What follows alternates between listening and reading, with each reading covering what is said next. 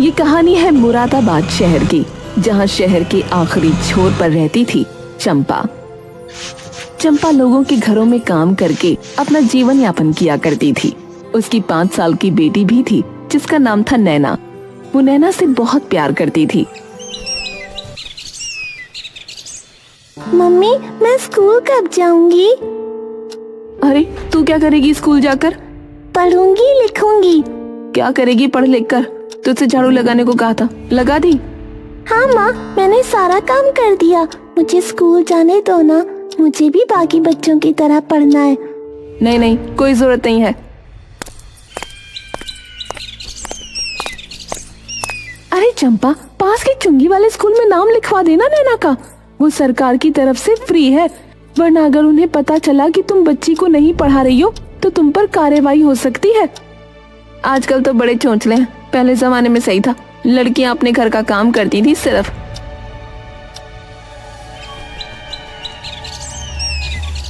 मजबूरन अगले दिन जाकर चंपा ने नैना का एडमिशन करवा दिया।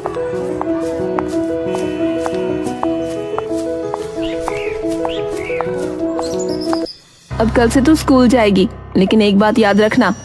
क्या मम्मी? कभी किसी अनजान इंसान से मत बात करना। कोई अजनबी मिले और वो कोई तुझे चीज दे तो मत खाना बिल्कुल। ठीक है मम्मी, नहीं खाऊंगी। और हाँ, घर का काम ना छूटना चाहिए स्कूल के चक्कर में।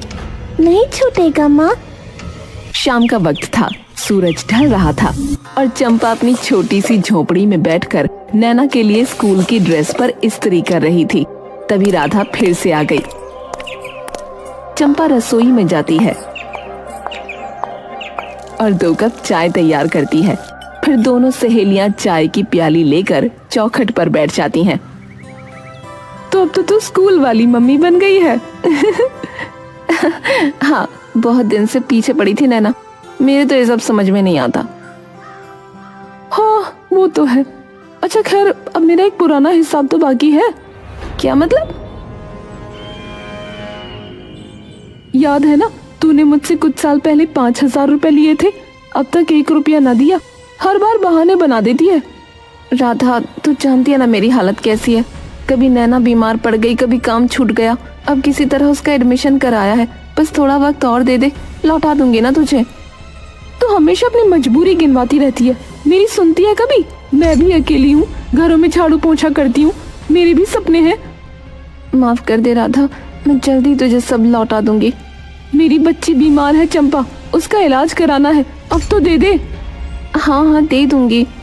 राधा तुनक कर उठती है और बिना कुछ कहे चली जाती है। फिर अगले दिन सुबह स्कूल जाते वक्त नैना कहती है, मम्मी, मेरे स्कूल में सब बच्चे रंग बिरंगे अच्छे अच्छे बैग लेकर आते हैं। मेरा थैला तो गंदा सा है, मुझे भी नया बैग चाहिए। बेटा वो तो बहुत महंगे होते हैं, जब पैसे होंगे तो दिला दूंगी। पर कुछ नहीं, चुपचाप स्कूल जाओ। नैना उदास होकर स्कूल जाती है, लेकिन उस दिन स्कूल के बाहर एक लंबा काला कोट पहने एक आदमी खड़ा होता है। अरे बेटिया सुनो। कौन हो आप? मैं कौन हूँ ये जरूरी नहीं, पर मैं रोज देखता हूँ कि तुम रोज ये थैला लेकर आती हो। क्या तुम्हें बैग नहीं पसंद? नैना को मम्मी की बात याद आती है, कभी किसी अजनबी से मत बात करना, और वो जाने लगती है। अच्छा, अगर मैं तुम्हें एक नया बैग दिला दूं तो? बिल्कुल वैसा जैसे तुम्हारे स्कूल के बाकी बच्चों के पास है। सच्ची? हाँ बेटिया, चलो पास की दुकान तक चलते हैं। नैना उस अजनबी के साथ चल पड़ती है और जाकर बैग ले लेती है। कैसा लगा? बहुत अच्छा, अब मैं सबकी तरह बैग लेकर जाऊंगी, मजा आएगा। हाँ बच्ची, चलो अब जाओ। नैना वहाँ से स्कूल चली गई और फिर जब शाम ढली तो नैना स्कूल से लौटकर घर में दाखिल हुई। उसके हाथ में रंग बिरंगा चमचमाता नया बैग था। जैसे ही चंपा की नजर उस बैग पर पड़ी, उसकी आंखें हैरानी से फैल गईं। ये बैग नैना तुझे कहाँ से मिला? स्कूल के बाहर एक अंकल मिले थे, उन्होंने दिला दिया। क्या? एक अजनबी ने? मैंने तुझे कितनी बार समझाया किसी अजनबी से बात मत करना, और तू उससे बैग भी ले आई। मम्मी वो बहुत अच्छे थे, बोले मैं रोज पुराना थैला लाती हूँ तो बैग दे दिया। अच्छा, अब तुझे अच्छे बुरे की समझ आ गई। कौन था वो? नाम पता कुछ बताया? नहीं मम्मी, कुछ नहीं बताया, बस दिया और चले गए। चंपा का चेहरा डर और गुस्से से तमतमा उठा, उसकी सांसें तेज हो गईं। सुन ले नैना, अगर वो आदमी दोबारा दिखे तो ये बैग ले जाकर वापस दे देना, और दोबारा उससे बात की तो देखना मैं क्या करूंगी। ठीक है मम्मी। अगले दिन नैना स्कूल गई, लेकिन वो अजनबी उसे नहीं मिला। लेकिन परसों स्कूल के बाद फिर वही लंबा काले कोट वाला आदमी स्कूल के बाहर खड़ा था। अरे बिटिया, बैग कैसा लगा? अच्छा लगा, पर मम्मी ने बोला है आपको वापस देना। अरे बैग बाद में ले लूंगा, पहले ये बताओ आइसक्रीम खाओगी? नैना की आंखें चमक उठी। आइसक्रीम जो उसने कभी खाई ही नहीं थी, लालच ने मासूमियत पर जीत पाली। हाँ। अजनबी उसे पास की दुकान पर ले गया, सबसे बड़ी चॉकलेट आइसक्रीम दिलाई। नैना तो जैसे किसी सपने में थी, वो खुशी से उछलती रही और बैग वापस देने की बात भूल गई। चलो अब घर जाओ, मैं फिर मिलूंगा। अच्छा? अंकल आपका नाम क्या है? तुम मुझे अजनबी अंकल कह सकती हो, ठीक है? ठीक है अजनबी अंकल, बाय बाय।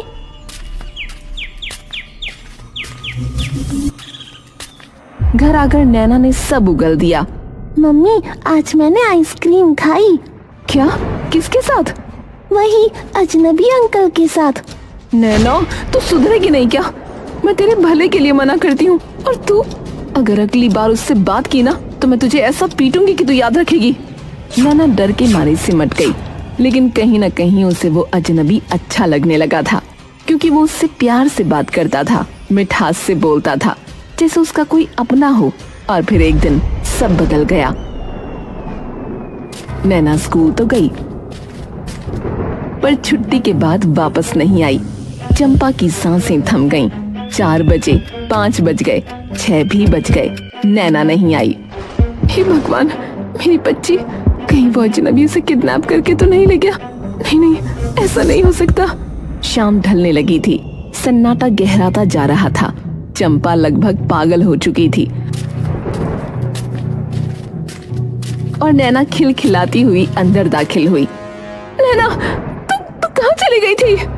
मम्मी आज मैं अम्यूजमेंट पार्क गई थी, झूले लगे थे गोल गोल। किसके साथ? अजनबी अंकल मुझे ले गए थे। तुझे कितनी बार कहा उससे मत मिलना, तू मेरी एक नहीं सुनती।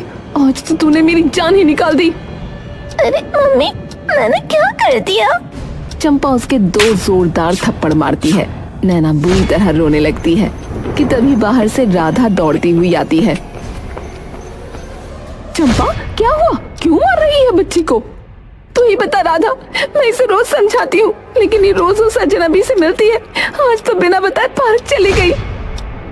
अरे ओ पगली, बच्ची है, उसे क्या पता कौन है अच्छा है कौन बुरा है। तो मारने की बजाय उस आदमी का पीछा करना, देख कौन है वो, क्या चाहता है। हाँ, तू सही कह रही है, अब यही करना पड़ेगा। अगली सुबह उसकी आंखों में वो ममता नहीं थी जो रोज नैना को स्कूल भेजते वक्त चमकती थी। आज उसमें चिंता थी, डर था। आज चाहे कुछ भी हो जाए, मैं उस अजनबी को देखे बिना लौटूंगी नहीं। मम्मी क्या हुआ? कुछ नहीं, जल्दी जा और सीधे स्कूल जाना, कहीं और मत रुकना। नैना स्कूल की ओर बढ़ गई। उसके पीछे कुछ दूरी पर चंपा ने अपनी चुन्नी कसकर बांध ली और चुपचाप उसका पीछा करने लगी। पर स्कूल के बाहर कोई अजनबी नहीं था। चंपा छिपकर घंटों बैठी रही, लेकिन कुछ नहीं हुआ।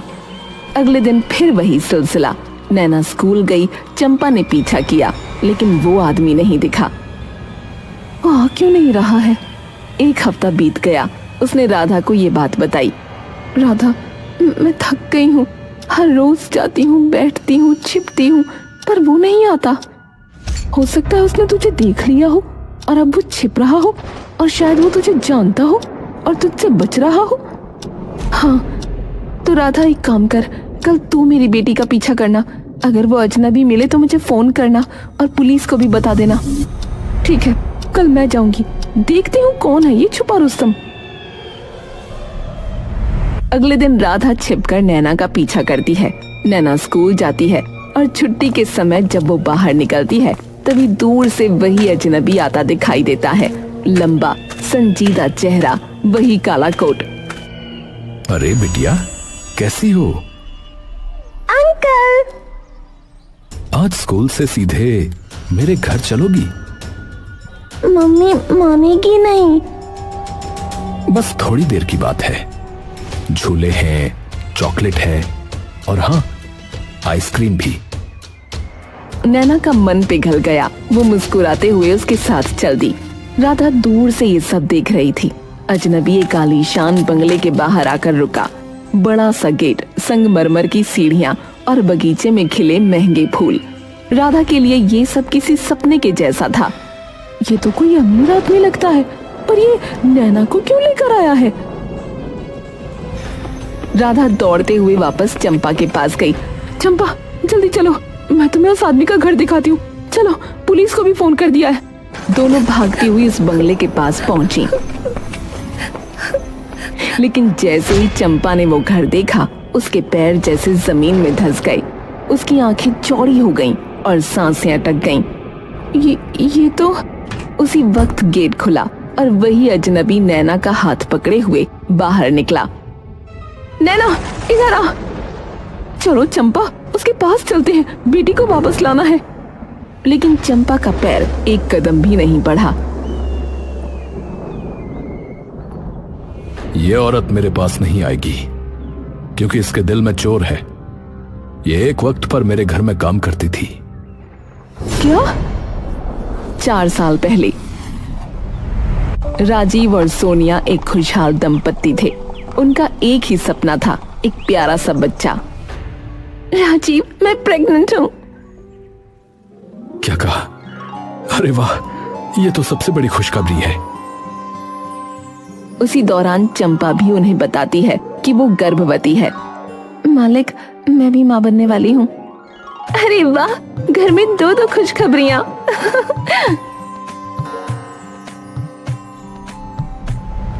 लेकिन चंपा, अब काम मत करो, तुम आराम करो, हम कोई और मेड रख लेंगे। नहीं मालिक, मैं काम छोड़ूंगी नहीं। आपकी सेवा करना मेरा फर्ज है। चंपा काम में लगी रही, लेकिन 6ठे महीने के दौरान एक दिन सफाई करते वक्त वो सीढ़ियों से गिर पड़ी।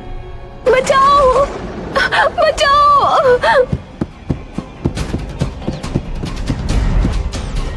चंपा, क्या हो गया? उसे अस्पताल ले जाया गया।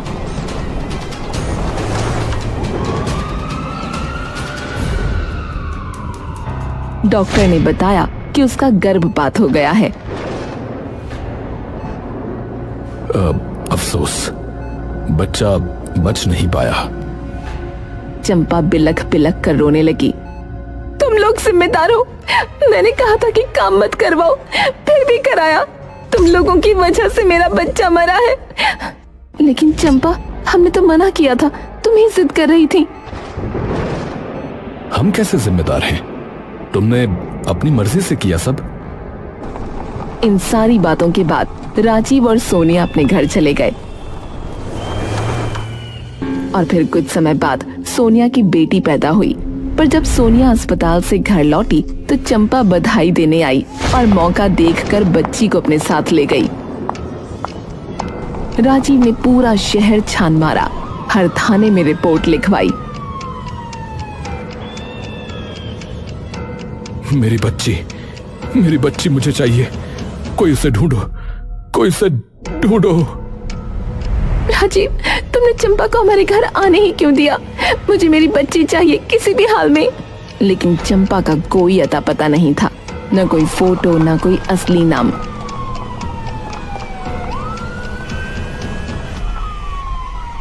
क्या हमारी बेटी कभी वापस नहीं आएगी? 4 साल गुजर गए, दर्द बढ़ता गया, उम्मीदें मरती गईं। लेकिन एक दिन किसी ने सोनिया के दरवाजे पर दस्तक दी। कौन है? मैं राधा हूँ, चंपा की पुरानी सहेली। मैं जानती हूँ तुम्हारी बेटी कहाँ है। क्या? तुम कैसे जानती हो? क्योंकि उसने मुझसे कभी नहीं छुपाया। मैं ही थी जो उसे जानती थी, पहचानती थी।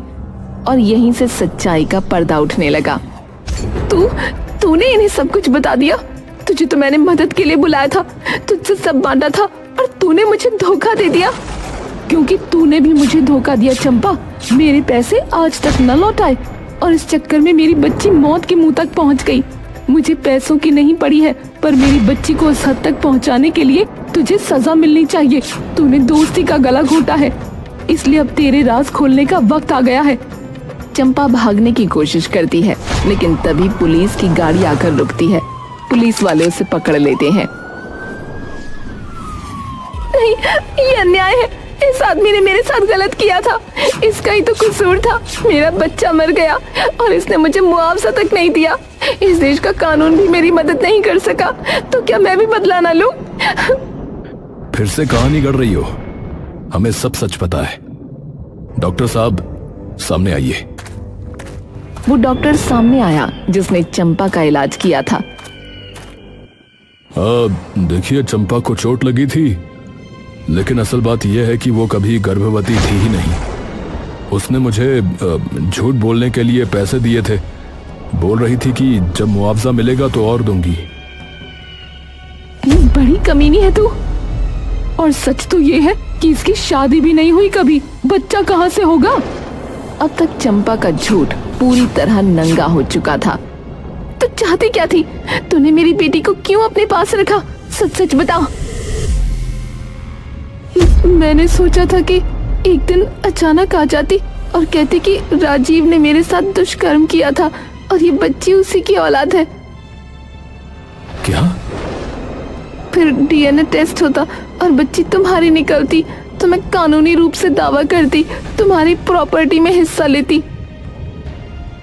तुमने हमारी मासूम बच्ची को अपने प्लान का हिस्सा बनाया। तुम जानती भी हो एक माँ की तकलीफ क्या होती है जब उसकी बच्ची उससे छिन जाती है। पुलिस चंपा को गाड़ी में बिठाती है। वो अब भी रो रही थी, लेकिन अब उसके आंसुओं में कोई ताकत नहीं थी, सिर्फ पछतावा था शायद। Mummy, mummy. बेटा, अब मैं तुम्हें कभी नहीं दूर होने दूंगी। अब कोई तुम्हें मुझसे नहीं छीन सकता। अब तू हमारे साथ रहेगी, हमेशा के लिए। मेरी मम्मी। वो तुम्हारी मम्मी नहीं है, मैं हूँ। हम अजनबी नहीं है बेटा, अपने हैं। 4 साल बाद एक टूटा हुआ रिश्ता फिर से जुड़ गया और एक मासूम बच्ची को उसके सच्चे माँ बाप वापस मिले। लेकिन चाहे स्वार्थ के लिए किया हो, पर चंपा भी कहीं न कहीं नैना के साथ ममता के बंधन में बंध गई थी।